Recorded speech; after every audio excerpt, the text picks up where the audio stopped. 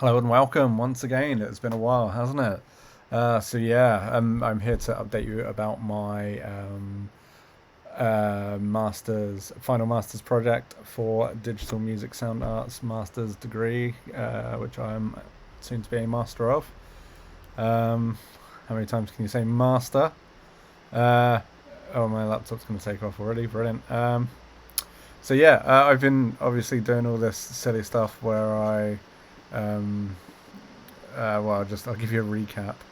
I've got these MIDI notes here. They're doing very little. Black MIDI notes. How'd you like that?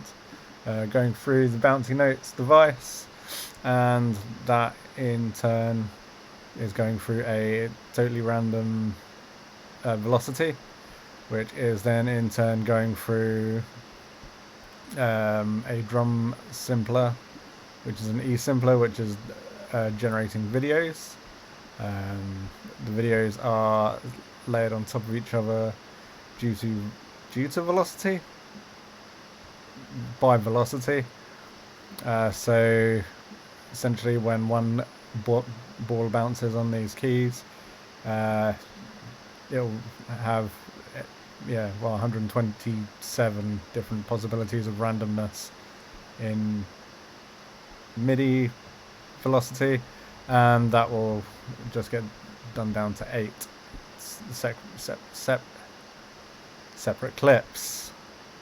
They all are choked onto the same choke. I don't know what that is. Channel, I suppose. So as one gets triggered, it will cut off, i.e., choke, the other one.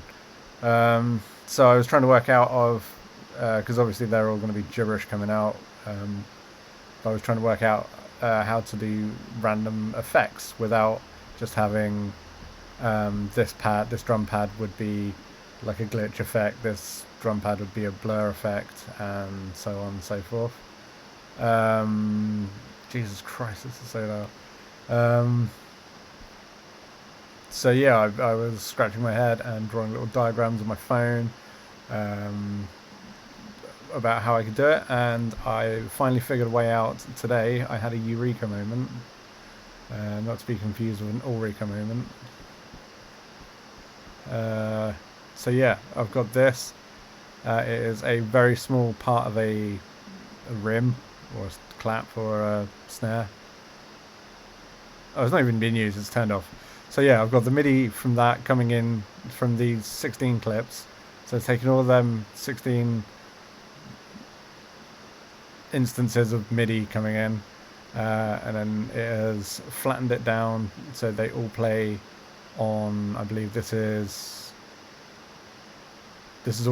all comes out as a C3, middle C. Then I've just, in fact, that can bugger off because I don't need either of them either. In fact, I'm not really sure I need this. I think I just need the MIDI incoming, but it's not hurting anyone. So anyway, yeah, that, and then this drum rack I have here.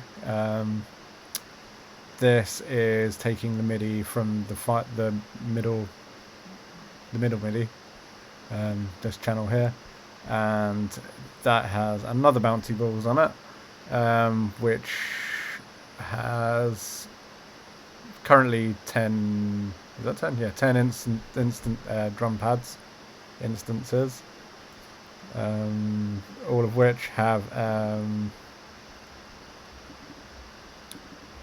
like an operator with a noise oscillator, oscillator, and a saturator, and the saturator is just there just to try and flatten the sound, so there's less sort of,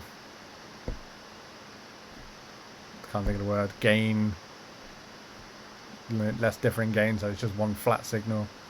Because I'm aware saturators have like a built-in limiter in them. I'm not going to turn it up because it's on all 10, so just leave that. And then they have an envelope follower, so when that generates a sound, this will pick it up. I've turned the gain of the channel completely down so no sounds will come out, otherwise it would just be loads of pips and cracks. Well, then I've just turned it down on the main. So yeah, the envelope generator has got the envelope follower is taking control of the amount of all of these different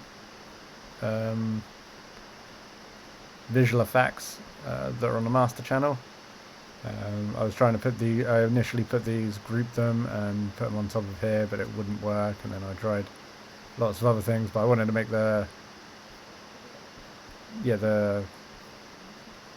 effects to have nothing to do with what clip was being played, just wanted the effects to be played at random. So I've also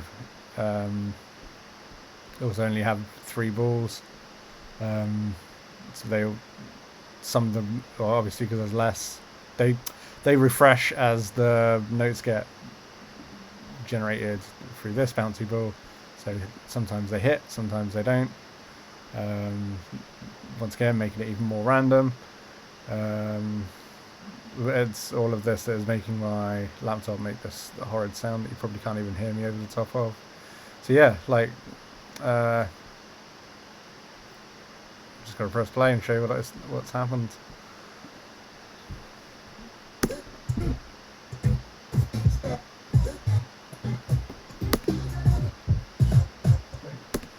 Also, forgot to mention, these are 4 MIDI clips where I've just drawn like basic MIDI in.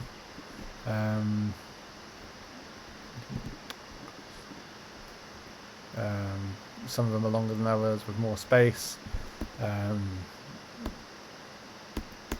This is all just done at random with no real sort of thought.